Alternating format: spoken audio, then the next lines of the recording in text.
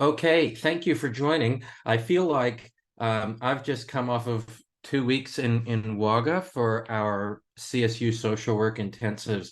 So I feel like Social Sciences Week is my third intensive in a row. So if I ramble or fall asleep during while talking, that is why that will occur because I am pooped. Just kidding. It's all really amazing, and we've had registrations coming in wildly over the past few weeks as we have been promoting this, and I'm really excited. I love Social Sciences Week, as many of you know, and this year, I mean, Graham is here, and tomorrow morning he's talking about encounters with goats while doing adventure therapy work or outdoor therapy. So that will be very interesting. But everyone is presenting is it's going to be really great. Margaret and Josh down at the bottom. For those that don't know, Josh was my roommate when I worked at Alaska Crossings. And so we were both pretty new to Alaska, and Margaret was also very new to Alaska, and they're married and have children. So adventure therapy is also brings people together, doesn't it? But so many of you are coming for different reasons, and there's a great series of presentations this week, all about interesting sort of things. And I'm today going to cover some of the research and the work we've done over the past year since our last meetings together. So some of you will know that we have this silly podcast that Daniel and I do. And Daniel is a social work professor. He is at Washington State University now, I believe. He goes all over the place. This is us with Tanya, who is presenting on Thursday afternoon, in Australia. But so we've been doing this podcast for, I think we started right before COVID. We've been a little slack this year because we both got too busy since February. So we have some stuff queued up that will be really good. But so Daniel has been such a good friend of mine in the adventure therapy world, and the relevance of this is going to come up in a second. This is one of the reasons we got too tired. But so Daniel was working with the University of Washington, Bothell. This is in the Seattle area. Daniel lives in Portland. But since we both got our PhDs around the same time in 2020, he also has been teaching some adventure-based counseling at Prescott College while I've been at CSU. Daniel's also doing some Oregon State. He's been on the board of See You at the Summit, which is working with young people impacted by cancer. He just did an expedition recently there as well. And so Wilderness for Life organization, he's on the TAPG board, the council. He leaves Bothell and goes to Washington State. Now, many of you know, and everybody is still invited to take part in the adventure therapy outcome monitoring study that we're doing. And we encourage everyone to take part in this. And I'll show you a bit why as we go through this presentation. And this is not just a sales pitch about the work we're doing, because I think it's much more about the community of practitioners that have taken part. And Daniel's going to present a bit about the initial findings of this survey research we did when he joins on Wednesday. One of the questions practitioners get, and this is fascinating to me, one of the questions that we've asked practitioners is to rate themselves on effectiveness. So if you're in a room with 100 practitioners and we have this, bell curve, if you're the most effective and you're at the 100th percentile, that means, you're better than 99 other practitioners in the room. If you're an average practitioner, you'll fall much closer to that 50%. So we've asked people taking part in this study to explore this, and we surveyed adventure therapy practitioners from all over the world. And That's a much bigger group of people. What we have found, which I think is kind of a no-duh sort of finding, is many practitioners, first off, do not even undergo program evaluation. It's less than 1% in the adventure therapy world.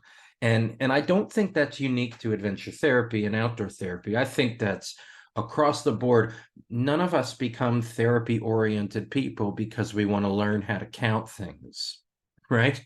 So what we've tried to do is encourage people to use a method of outcome monitoring through what's called feedback-informed treatment to not only measure something, but using a research method that is designed inherently to improve our clients' outcomes.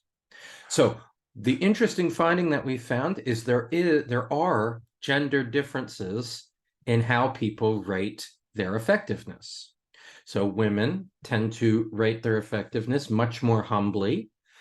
And what we know from the other research and the data is the practitioner's own self-assessment often has no correlation to how effective they actually are.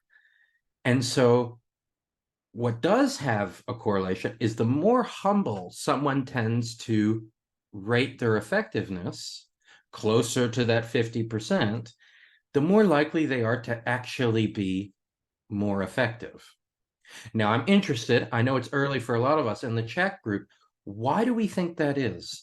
Why do we think that the more humble someone predicts their effectiveness, why do we think they also tend to kind of be more effective in large, on the whole? And with this study, one of the things we struggled with is how to say who's welcome to take part in the adventure therapy outcome monitoring study, which is the ATOM. We didn't launch this until we had the perfect acronym for this, because if you take part in it, you are the bomb. And in Oppenheimer times, this makes us even more relevant for all the wrong reasons. So why do we why is it that these people are more, the more humble people are, the more effective they are? Here's the second part of the study that we found, which is, to me, really fascinating. So we invited everybody. I said, if they fit into this kind of peculiar idea of definition of adventure therapy that we came up with, and I see people in the chat, I'm going to get to you in 1 second. Thank you for this. This is so good. One of the other things that we allowed people without therapy training to take part. So people that might not have a social work degree, might not have a psychology or counseling degree, but are doing important therapeutic work in the outdoors. We didn't want it limited to mental health professionals. And there's kind of a big reason why. And Graham and I have spoke about this previously, and I believe Graham will probably touch on this a little bit tomorrow. We have in the Australian context, we have a huge waitlist problem, right? For youth to get in to see a counselor, that can take months, and this is horrible.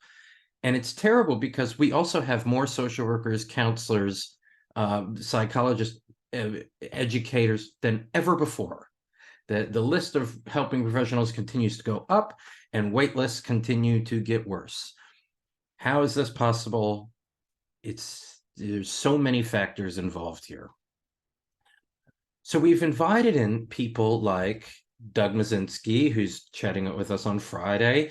Mark Hartner has taken part in this study. Mark is a school-based police officer. And one of the things we started finding, first off, we can call them paraprofessionals, like they're not real professionals. That's so condescending and horrible. That's what they're called in the literature, but they're just people with different lived experience and different levels of training. And so Doug has a diploma in community service, I believe, something like that. So these people have joined in the project. Now, after 2 years, we crunched Mark Cartner's data. So Mark is a school-based police officer. He does some vocational training. Young people he works with get a Cert 2 in outdoor rec, and they're also doing all this adventure therapy stuff. So the school likes Mark's program because it engages the disengaged, and it engages the disengaged, and it gives young people vocational training credits. So, and in Queensland, when young people get their Cert 2, money comes into the program from the government. So it's a win-win on all accounts. But the question Mark always had is, outside of this, of ticking boxes and measuring things that schools like you to measure, am I improving people's well-being? Mark is not only effective when he's measuring his outcomes with the adventure therapy outcome monitoring, what we're trying to do, Mark's outcomes are above the average outcomes of tightly controlled randomized clinical trials. Let me say this another way. What Mark is doing, a school-based police officer who's not doing CBT, not doing solution-focused, not doing DBT, ACT, or any of the other T's, Mark's work is above the average of tightly controlled clinical trials. And this is manualized clinical trials. This is a remarkable finding. And Mark also, when Mark rated himself at the start of the study, Mark's outcomes were, or he rated himself at just slightly above average, which is very normal. None of us would stay in our jobs if we felt below average. So Mark's outcomes, this is the amazing thing. We crunched his data last year, and Mark won. Not only we have a researcher at University of Queensland doing qualitative work as well with Mark's students, and we put all this together, and Mark won the Silver Award at the Australian Institute of Criminology Crime Prevention Conference. This is the biggest crime prevention conference in Australia, and he was the only winner without a multi-million-dollar budget. It's just Mark doing this work. Now, of course, as Mark works with more people, his outcomes might start to decline, and then you get to work on figuring that out. So think about how amazing it is. No one really cared that what Mark was doing was adventure therapy, or if Mark had a clinical degree. What the government cared about was vocational training and crime prevention. Were these young people, and prevention's hard to measure because most people don't live a life of crime. So you have to find factors that are indicative of a life of crime, and then did that person not fall into the same kind of traps as everybody else? And then we're measuring well-being. So in the feedback informed treatment. So Mark's outcomes, this was what was fascinating to me. Adventure therapy was then put on the map at the Crime Prevention Awards based on what we hope is pretty good measurement and good outcomes by someone without clinical training, by someone who's a police officer who we often think can be pretty firm, or they get the role of they get the stereotype of boot camps and stuff. So this has been a very interesting year and a half, 2 years of working with people to implement outcome monitoring into their practice. And once it's implemented, most people, and I know Doug might talk about this on Friday, most people never look back once it's implemented, but implementation is the hardest part to figure out. When do I use the questionnaires? And these are very easy. So if you're interested, definitely get in touch if you want some help, and that's all free help as part of my job to work with implementation. So we asked about why we think the more humble people of their approach tend to elicit better outcomes. And Debbie says it's more about the client than it is about them. Absolutely. I think when we start to say we're the reason our clients are getting better, and of course the worker is a catalyst, right? But when it's all about us, I think it's easy to rationalize when things don't go well. So when we have all of us who have worked with people in the real world and have muddy boots of being outside, we know it doesn't always work. So it's easy to rationalize ourselves out of that if we think we're super effective. So it's because the client is pre-contemplative that they didn't get better. Andy Andy kind of is building on this, that the humble practitioners are more likely to tailor and adapt what we do.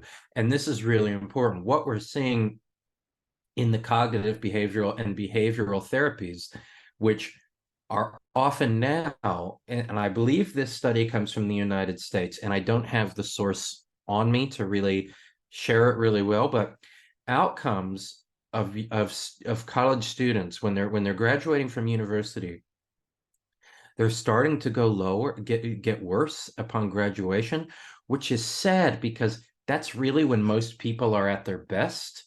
During COVID, the NHS in the UK, they needed counselors because hospitals were overrun. People were anxious and stressed about the unpredictability of the situation.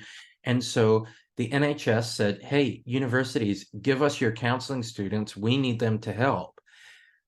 And because it's the NHS, they measure stuff.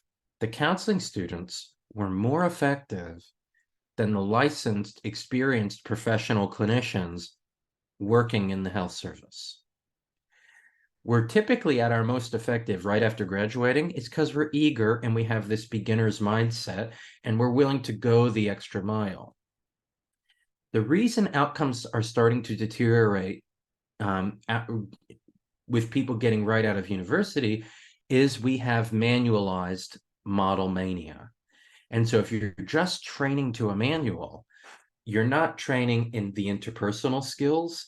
How do we explain our role to clients? And so training to the manual is the easiest way to teach us not to adapt anything and not to tailor what we do. When someone goes, I only own one suit, it's the one I got married in. But if I was going to go buy a new suit for, I guess it's my 10-year wedding anniversary this year, I probably should go buy a new suit. That the tailor is going to measure me every time, and that tailor is always going to ask, where is it pinching? Where does it not feel comfortable? Where is it too loose? And then that's how we also tailor the therapy and the adventures that we do. Jen talks about, responding and responding to what's happening during the adventure. This is just good experiential practice, responding to what's happening, and rather than just assuming that what we're doing is working.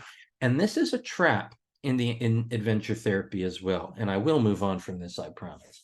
The trap is that being outside is typically pretty good for you. Most of us are here because we're interested in something in the outdoors.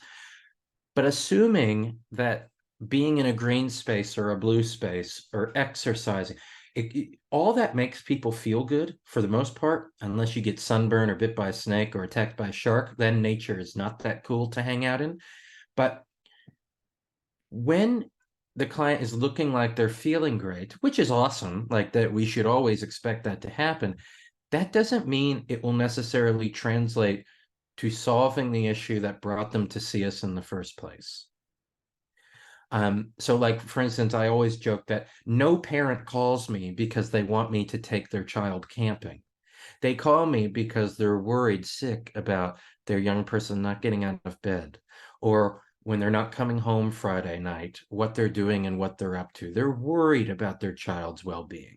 So time in nature has very little to do with why I'm called.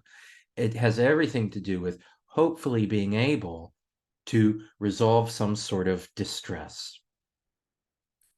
Okay, let's keep going. So one of the ideas, and there's going to be more on this throughout the week. Sorry. So any research program, and this comes from philosophy. This is very boring.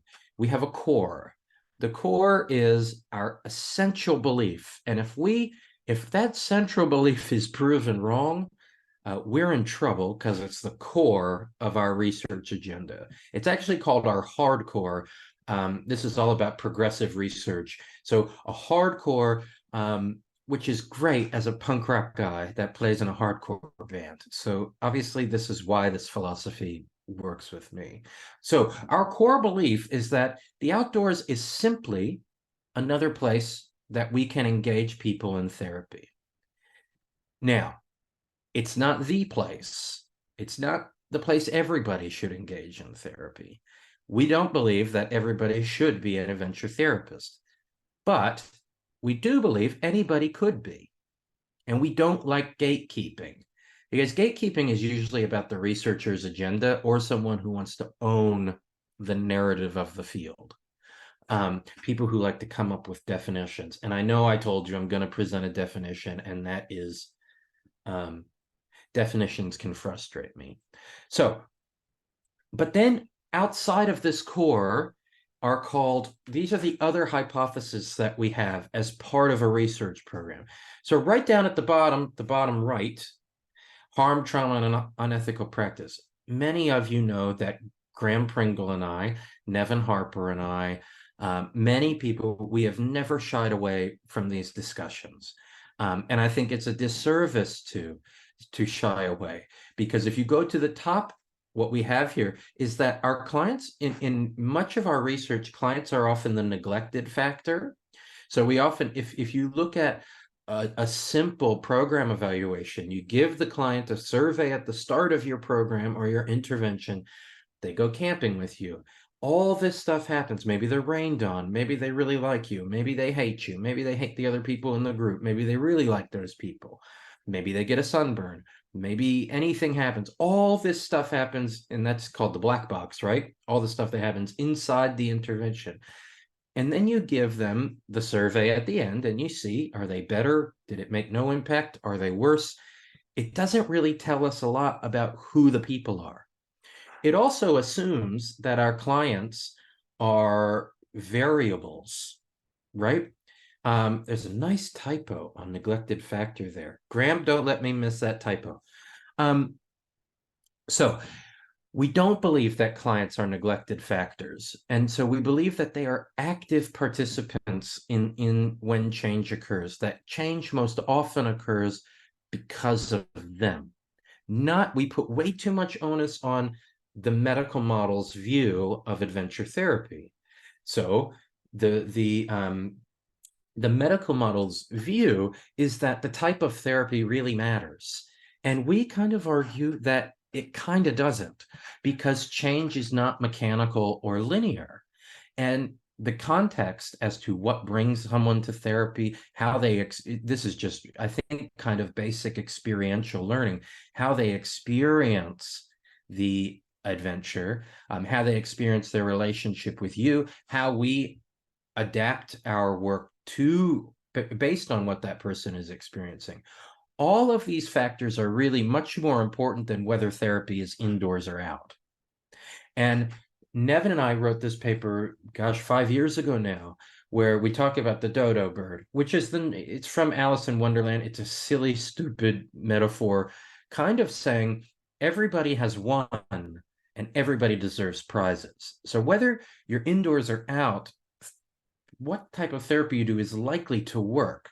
It also doesn't mean you're void of harming, traumatizing, or an unethical practice. So all you have to do is, in America, they have licensing boards and they show who loses their license.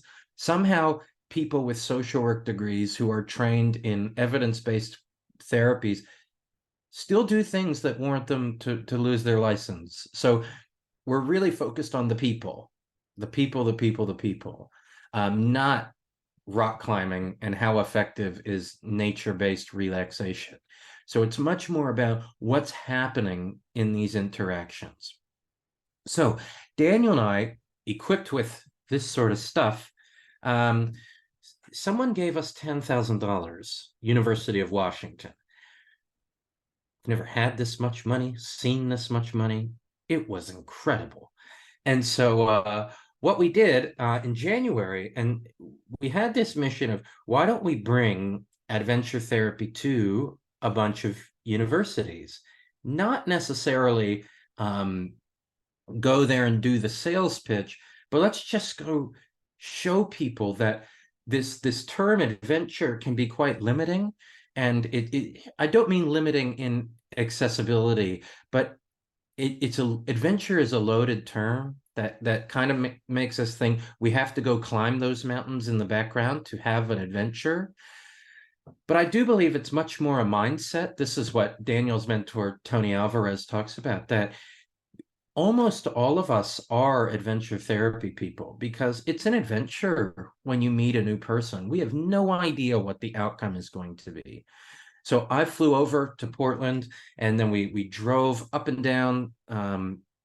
We drove up. This is us at Vancouver Island University teaching for Steve Jaworski's experiential group work class. Daniel likes to play games with clients, so he has all these toys. Our way of working is very different. But we went all the way up to Vancouver Island. We hung out with Nevin on Vancouver Island as well, taught at University of Washington. Bothell taught at University of Washington, the Seattle campus. And we were going up and down. We went up and down for about 3 weeks, teaching at a bunch of institutions. And it was amazing to see how many people incorporated dance. So there's an active bodily movement. People who incorporated going outside and sitting on park benches, not necessarily fitting into the term of adventure, but still doing something outdoors. People who came up with talking about their interest in horticulture and gardening with people in aged care facilities. So the umbrella of people really doing this work, I kind of thought this, but I saw it, that it's way bigger than just the people who wind up at our conferences. So there's people all over doing amazing work. And that, to me, is one of the most exciting things about the adventure therapy study, is the amount of people who are taking part and implementing this in their work who I've never met before. And so that's been really exciting, because we talk about building the community, and it's been such a treat to meet people. There's one person who I met who works with people, young people with disabilities, and takes them four-wheel driving. So his truck is totally fit out to be wheelchair accessible, to get outside and to go four-wheel driving. And I think that's really wonderful and exciting, how we think about, when we think about improving accessibility, it's really amazing to see all these people doing different things. Here's our adventure. That's Daniel and his partner Hannah at the top. Then if we're going left to right, then myself, Nevin, and Doug Magnuson, we've written some papers together. In the suit and tie I worked in wilderness therapy with my friend Sam Kane. We grew up together, got in loads of trouble as teenagers, and he chose psychology and I chose social work. So we have an ongoing rivalry of which is better. And as you can see, no offense to the psychologist, but he's even dressed like the patriarch. I would say that to his face, so that's not gossip. And so you see, we went on this great adventure and got to hang out with all these adventures. It was like our own little mini adventure therapy conference and tour. And then one of the ways we used the money was to bring in Scott Miller. Now, for those that don't know Scott, Scott is sort of, and he'd probably kill me for using this picture, but Scott is one of our leading voices in kind of understanding what works in psychotherapy. And also, what that turned into is, how do we actually get better at it? One of the most damning findings we have in our field is that most therapy professionals are at their most effective about 3 years after graduating university. And I know what you're all thinking. We're experiential. Experience matters. Why does experience not lead to better outcomes for practitioners? The answer is actually deceptively simple, and it's the same reason none of us become better drivers the longer we drive. Because our brain actually does a favor. Therapy is really complicated. And when you're learning it, just like learning to drive, you have to be on at all times. But then you get competent. And when you become a competent driver, that's when you start having those moments where you drive to work or drive to the grocery store and go, I don't even remember driving to the grocery store. What happens when we do something complicated over and over is our brain starts doing it for us. This is called automaticity. It happens to athletes, musicians, it happens to everybody. Nobody is immune. When this happens in therapy, we still do pretty effective work. But because we're switched off, and by the way, every therapist on the planet believes this does not happen to them. And then when they measure their outcomes, they go, oh shit, this has happened to me. So I don't think this is a bad thing, because remember, most of us are probably pretty average as workers. As Scott said, your mother was wrong about you. Not all of us are super special. Now, look at this picture of Scott. He looks like someone who kind of has a no bullshit zone surrounding him. So it doesn't mean you're doing bad work. And when I say your outcomes will slowly decline after that, it's a creep. It creeps. This is actually one of the biggest causes of burnout, way more than your caseload or how busy you are. I mean, I think bureaucratic red tape is and administrative tests are as boring as anybody. But actually, not slowly becoming less and less effective is where that creeps into becoming burnout. So I highly recommend a lot of Scott's work. If you're really into a really client-centered book, The Heroic Client is really good. And then this new one, it's a companion for the book at the bottom right there, Better Results. But this book here, The Field Guide, I have it right here. The Field Guide for Better Results, I think is one of the best therapy books I've ever read because of the exercises it has in it. So the whole idea is to reduce automaticity so that we're constantly challenging ourselves to be better practitioners. And this is all about deliberate practice. One of the funniest things that we have adopted from the world of medicine is to call our work a practice. Like, this is Will's private practice, my clinical practice. But we all know practicing is what happens when you're not playing the sport. You know, you're not practicing during the concert when you're performing. So our work is really a performance, not a practice. And so if you're not practicing anything, we're probably not getting better. And here's the way to know that you're practicing: if you hate it.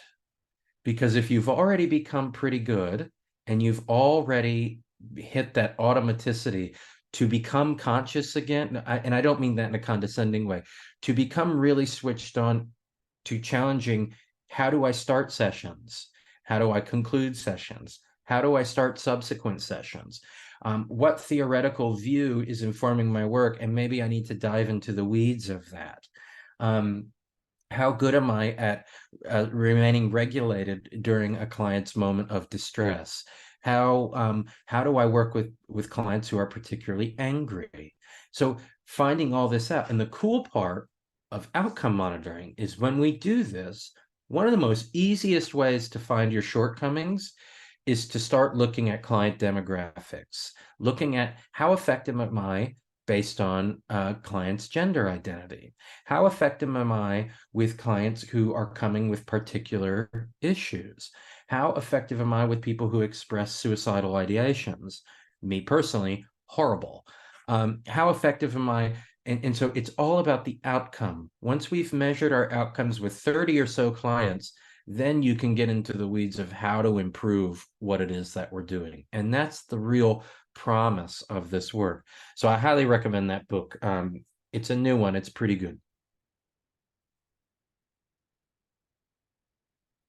You could, watching a colleague is also, this is what Graham has asked, is watching a colleague also practicing? Sort of. It depends on the purpose of watching it. One of the things you can do is, if all of us have access to YouTube. If you have access to a university website, a university library, even better. University libraries have loads of online videos. So if you're someone who likes to talk about Carl Rogers and the core conditions of change, positive, unconditional positive regard, empathy, genuineness, things like that, you can find Carl Rogers videos online anyway. Watch 5 minutes of Carl Rogers working. And you can take notes, and that's learning. That's really good. The learning part is great. And you're learning about Carl Rogers. Watch 5 minutes of Carl Rogers, and then wait for the client to say something and pause it. What would Carl Rogers say next? Now you're practicing, because then you're learning, what would Carl Rogers do? So imitation is really nice. That's what you can get from watching other people. That helps you to adapt and to change.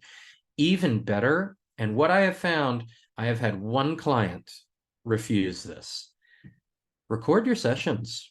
And if you're doing adventure work, record the part where you're doing outcome monitoring. That's usually, you have to do that sitting still, unfortunately. If you want to hate yourself and you want to be knocked back into Humbletown, watch yourself work. It's brutal. It's so hard and it's so frustrating. Even when I do role plays with people to teach, for teaching with students, that's horrible. I mean, I wrote a book about solution-focused therapy, and watching me do solution-focused therapy is not all that fun. It's horrible. So if you can watch yourself, now you're analyzing game tape, right? What's the first thing professional athletes do after a game? Well, the first practice is to look at tape and look at what went wrong and what they can do better. So while it's important to remain strengths-based with our clients, it's also really good to be error-centric, I can't say that word, error-centric in our own work. So watching other people is great. Peer supervision is awesome. Supervision is good for making us feel better, but not all that. It's good for making us feel more confident and to feel supported, but that's not necessarily practicing. Practicing is also, it's like a basketball player practices shooting free throws. They practice dribbling. I think about, Michael Phelps, when he broke the record for 400-meter medley in the 2004 Olympics, I believe it was, he came back 4 years later and broke it again by 5 seconds. Now think about all Michael Phelps would have had to put into this: diet, training, weight training, swimming training. And I bet he had a coach for each one of those areas. In the therapy world, we often don't have coaches for those areas, for all the different, for how we introduce sessions, how we build relationships across different cultural contexts. So it's really about getting in the weeds of really, what do I do during my work, and where are the areas where I could really benefit from someone's help and guidance. Okay, so I wanted to end today with, and then we can get into a conversation, this idea of why we've looked at measuring the way that we're measuring, which is measuring well-being and measuring the client's perception of the therapeutic alliance. Just like the practitioner's self-assessment doesn't usually correlate with better outcomes unless it's they're negatively correlated. So is the practitioner's view of a therapeutic alliance. So quite often we say, hey, we've got this great relationship, and the client leaves the session and goes, I don't even know why I'm doing this anymore, right? So, and this gets into what we mean with the word therapy, because this is loaded and contentious. Are we, you can't say you're doing massage therapy if you're not a massage therapist, but we can say we're doing an adventure therapy without being a licensed clinical therapist. The reason that is because psychotherapy itself, and Stephen Bacon has written a book on this it's pretty long, so don't buy it or read it unless this sounds very interesting to you. The average person, when asked, can you just go do a therapy session, can probably wing it and do an okay job, right? What we know, students, right off the bat, students are usually just as effective, sometimes even more so than the people teaching them the skills. In the 1980s, a group of researchers trained mathematics professors at a university. They trained them in one weekend workshop about core conditions of change, active listening, empathy, and those mathematician professionals were just as effective as the clinicians running the university center. Incredible. So the average person can usually wing it and do some okay therapy. Most of us, show of hands, who thinks they can wing it and do an open heart surgery? Nobody. Open heart surgery has what we call surgery has what we call privileged knowledge. They go to, just like engineers, they learn something that other people don't have, the general public hasn't learned yet. And it's not privilege as in social justice privilege. It's that's where this term is kind of confusing. So privileged knowledge, there's things that engineers know that Will Dobud does not know. But in the counseling room, we have assumed privileged knowledge. We assume that because I'm a social worker, that means something about my effectiveness. We believe that if we're outdoors, it means something about our effectiveness.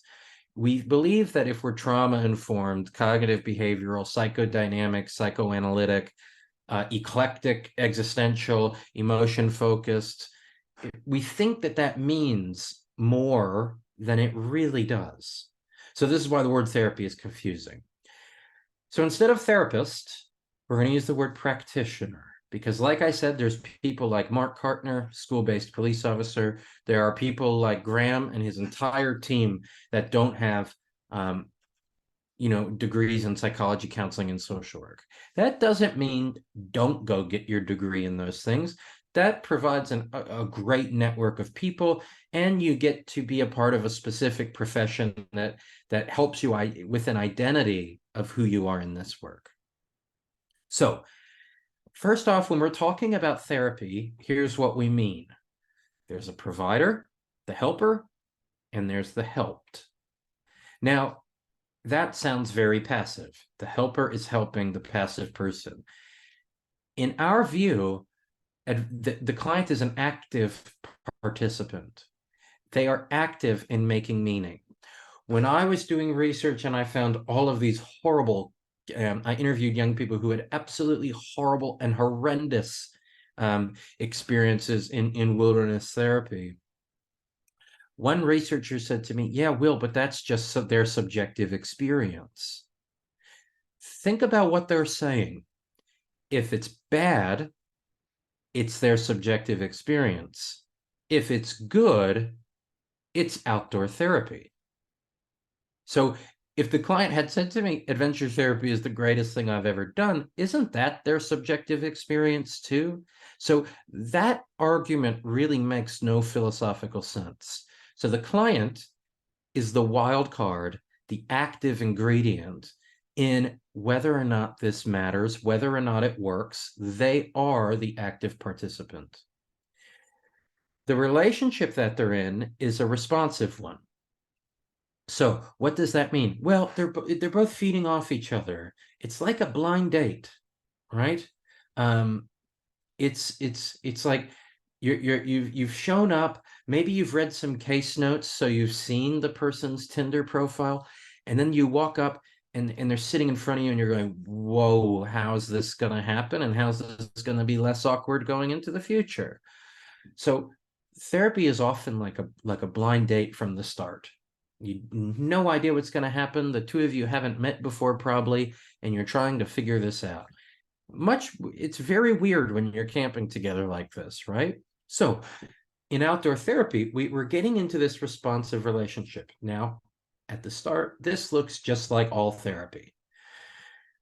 One of the things that differentiates adventure therapy, outdoor therapy, is this intentional use of space.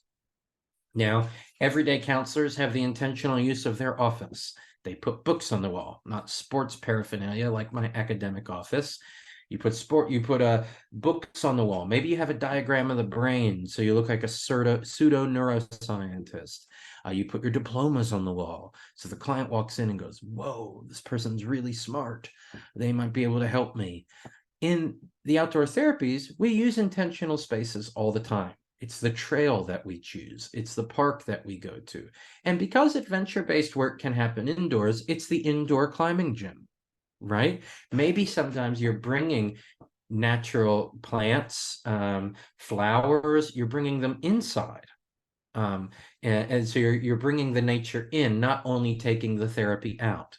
So there's an intentional space. So we need to consider, when we're doing research, how is the client experiencing this space that we've constructed for therapy to occur?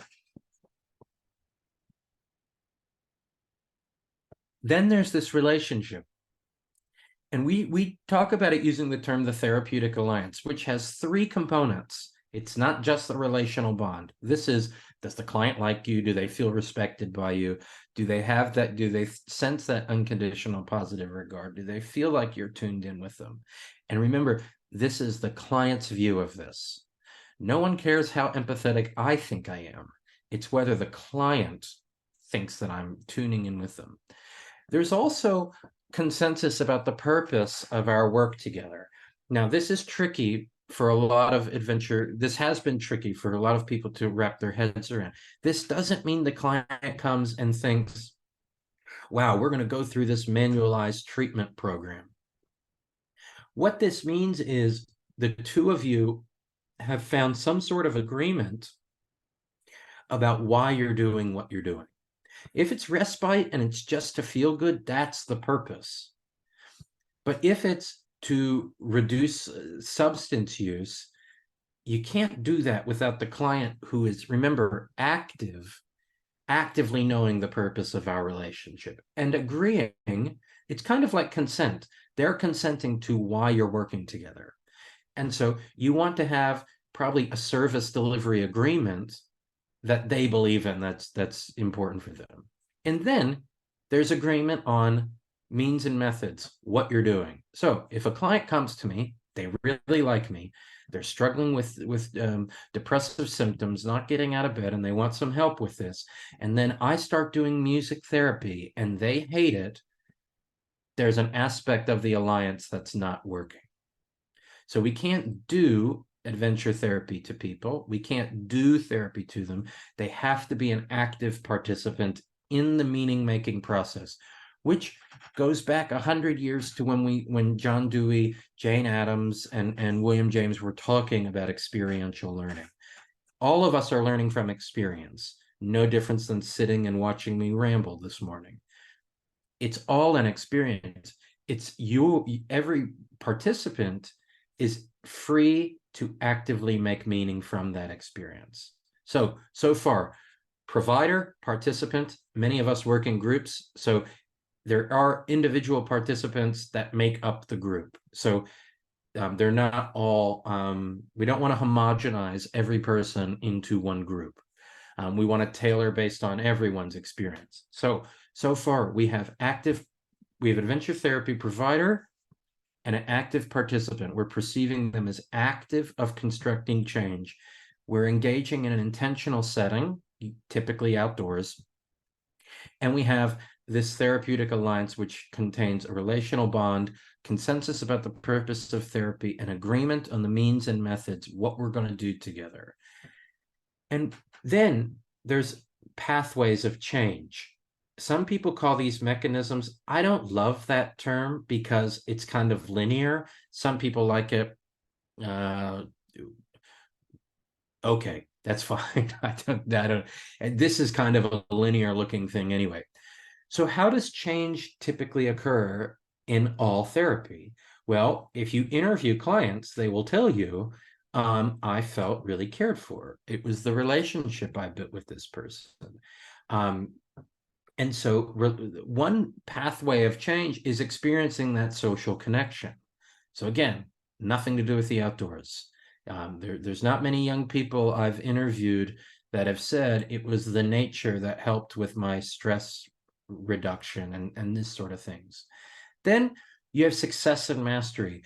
Success and mastery is actually a term that was put together at the very first adolescent psychotherapy conference. Outward Bound has used it for 40 years as the why their programs work. Success and mastery is not successfully rock climbing to the top. If the client gets 2 feet off the ground and says, I don't want to do this anymore, and the practitioner says, okay, come on down, and has a conversation about a sense of mastery, that's fantastic, right? And then another pathway of change, well, let me use another example. We have this notion of broad adventure and narrow adventure.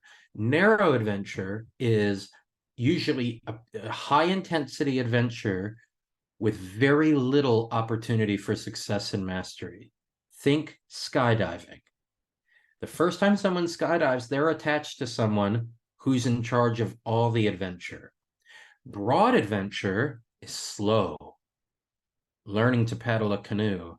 Eventually, your client is going to either learn to paddle a canoe or go around in circles and never get to camp. When they learn to paddle a canoe, the questions you want to talk about is what skills they illustrated in mastering learning to paddle the canoe. So learning to paddle the canoe is not the goal of the therapy. It's what that success and mastery leads to. What does that say about your client when they're able to remain patient and start a fire in the rain? So, and then finally, you have hope and expectancy. This is a hard one to grapple with, because it's really just, does the client believe that they're in the right place? So that occurs through relationship. It also occurs through how you talk about your program. This is a great area for practice. How you talk to people and explain your role.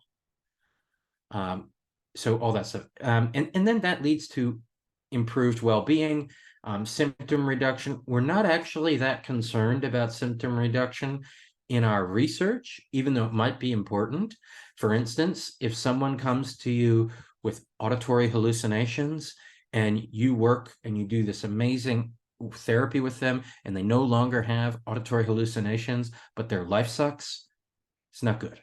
So we want to also have well-being as the forefront of what we're trying to do, not just be focused solely on reducing symptoms. And then we also have some prevention research as well. So in experiential cycles, all of this loops back to become one kind of experiential model. So the adventure therapy practitioner taking part in our study is using routine. This is every single session or every few days if you're doing expedition camp work. Every session is informed by outcome. Is the client experiencing outcome? Or if things are getting worse, what are we going to do? And we need numbers to help us with this. I don't think the pieces of paper and the measures are all that important, but numbers keep us in check.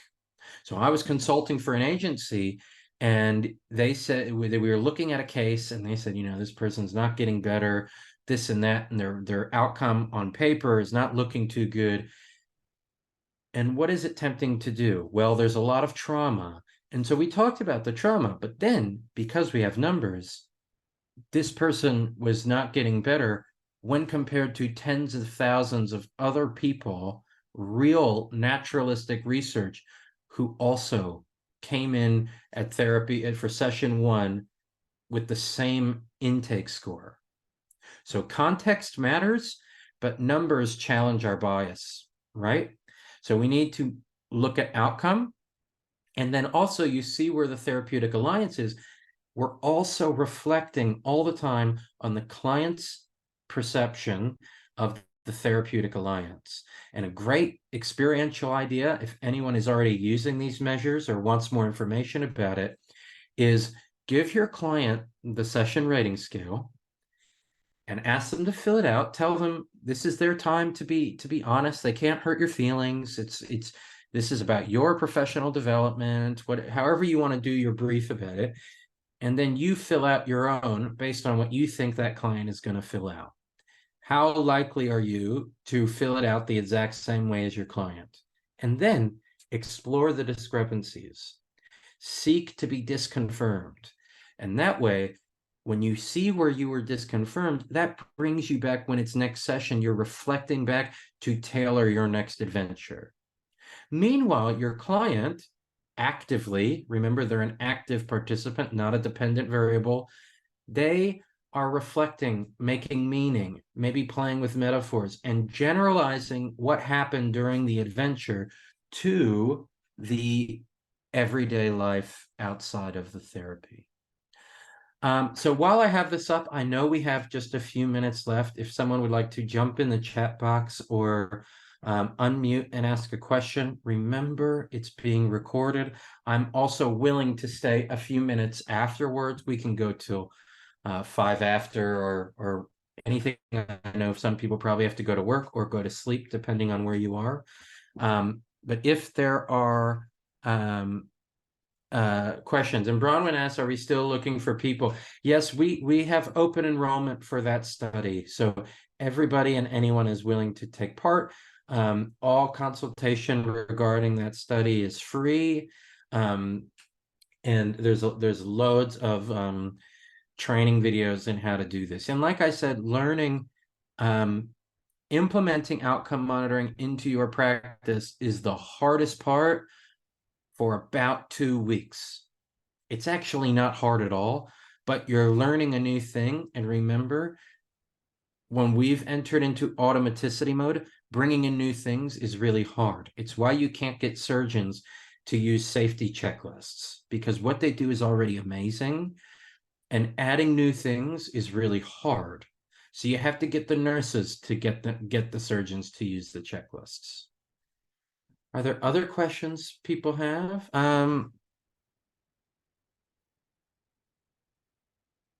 So the good thing about the measures that we use is there is a verbal script. So if there's literacy issues, you can do that.